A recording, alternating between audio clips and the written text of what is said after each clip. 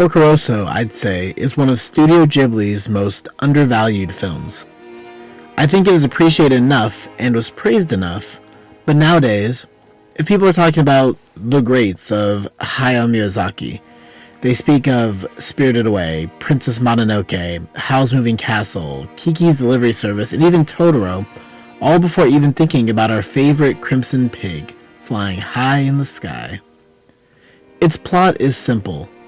Porco is a bounty hunter who is shot down one day by an American pilot.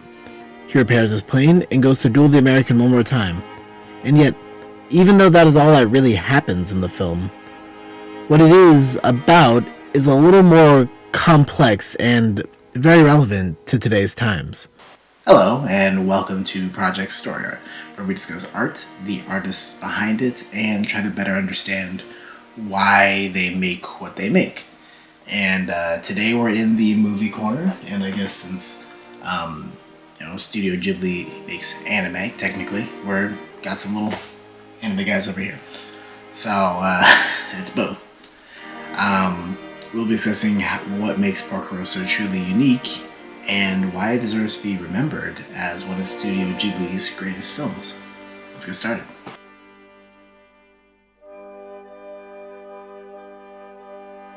When discussing Porco Rosso, it is impossible not to discuss the setting and how that affects the themes present in the film.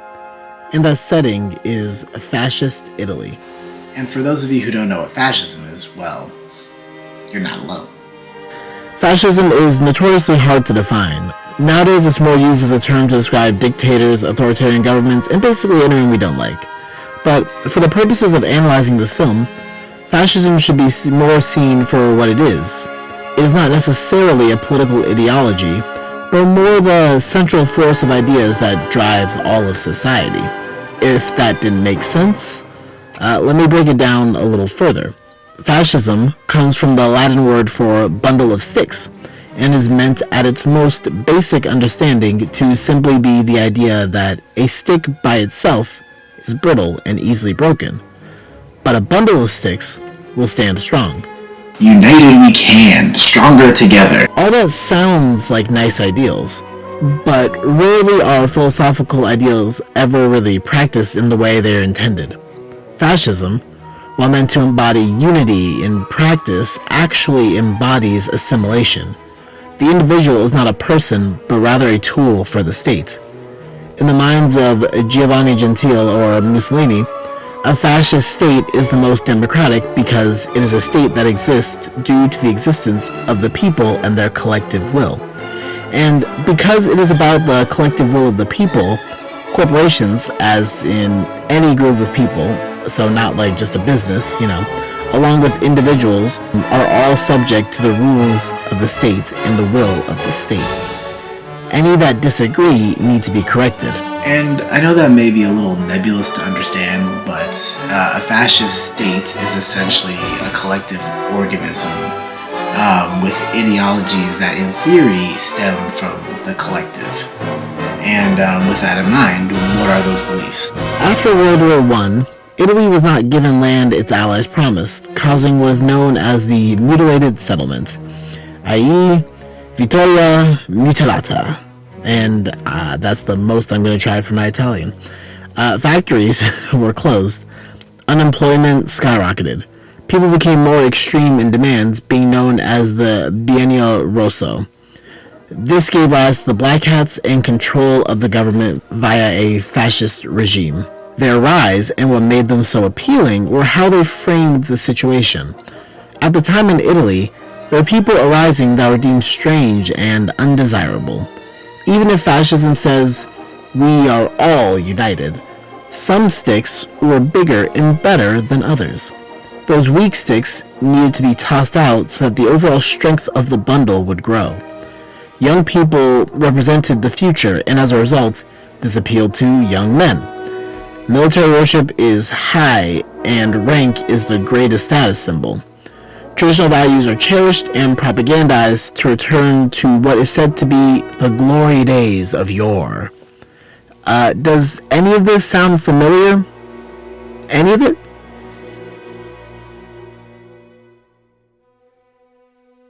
One of the characteristic ways Miyazaki tells a story is how he frames everything.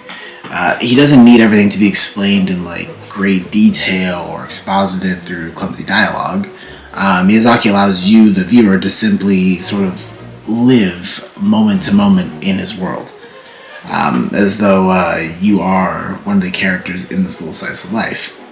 And it is because of this that he can achieve very subtle storytelling that, while driven by a plot, is capable of saying so much more in like a shorter time frame. It allows the viewer of any kind to sort of walk away with a personalized experience and an appreciation for the events within the story. With the ideas I've laid out about fascism, we have to remember two things about Porco Rosso. The first thing is that his name, Rosso, shares ties to the turbulent movement counter to fascism, Biennio Rosso, and two, that he was formerly part of the Air Force. A simple reading of Porco Rosso without understanding anything about the film is that he is a rebel seeking freedom. And while this is true, I believe the specifics add some needed flavor to an otherwise bland idea. From my reading of the film, I see Porco as a disillusioned, self-loathing war vet that can really only view himself as a pig, i.e. not a real person. And seeing as how he was part of the military, went to battle, you can assume that he, like many other young men at the time, joined the war for his country. His viewpoint, therefore, in why he sees himself as a pig stems from his younger self. There are many times throughout the film when Porco is commenting on heroes being those who died on the battlefield, and all middle-aged men being pigs. He also comments on how women shouldn't be doing work on a plane or be in dangerous situations. All these ideas are in line with fascism. Remember, the youth are the future. Serving the military is what makes a real hero, and traditional values are the best values. At this point in Porco's life, he resents himself for not being able to uphold those values because he can't believe in them anymore. He recalls a story in the war when he and his best friend Berlini were in a dogfight and he had a vision where he was flying above the clouds. Above him was this strip of white where all the pilots that had died were flying. He believes he should have died that day, and in a way, he did. After he survived, he was lost. He only knew he couldn't be who he used to be, and because he couldn't be a fascist, he became an undesirable in his own mind, being a pig. He lives alone, doesn't fly or live for anyone but himself, surviving off of the money he makes bounty hunting. But he'd rather be this selfish version of himself than a fascist. And while many have been quick to say his viewpoints make Porco hard to watch or the movie's outdated, these sorts of readings are made in bad faith or a misunderstanding of the text because they fundamentally miss what Miyazaki was trying to show through the character of Porco.